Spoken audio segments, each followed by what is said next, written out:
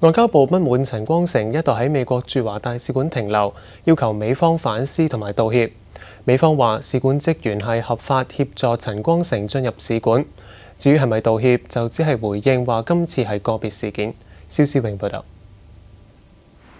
外交部發言人劉慧文就陳光誠喺美國駐華大使館停留事件，指責美國駐華大使館以非正常方式將中國公民陳光誠帶入使館，話中方對此強烈不滿，指美方做法係干預中國內政，中方決不接受。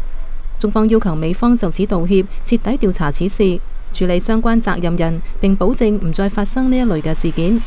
劉慧文話：美方應當反思自己嘅政策同做法，以實際行動維護中美關係大局。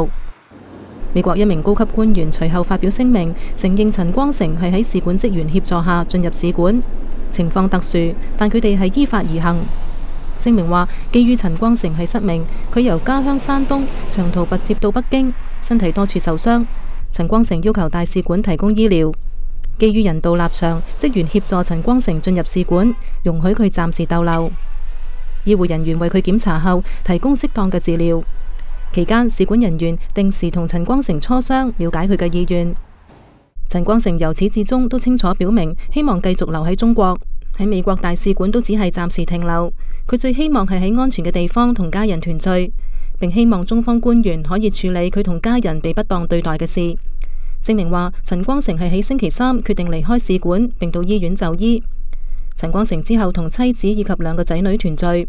美國官員話，陳光誠同太太已經有幾年冇見過個仔，一家人整整齊齊，可以話得來不易。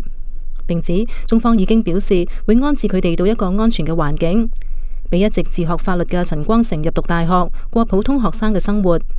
中方仲話，佢哋會調查陳光誠同家人受到地方政府不當對待嘅事。美方會繼續關注陳光誠嘅情況，有可能會派人探訪陳光誠，睇下有關方面提出嘅承諾有冇落實。仲話已經向中方轉達咗陳光誠意願，話希望幫佢逃離軟禁嘅人唔會受到報復。至於美方會唔會就事件道歉，個官員只係話今次係非常情況下嘅非常事件，唔期望會再有同類事件。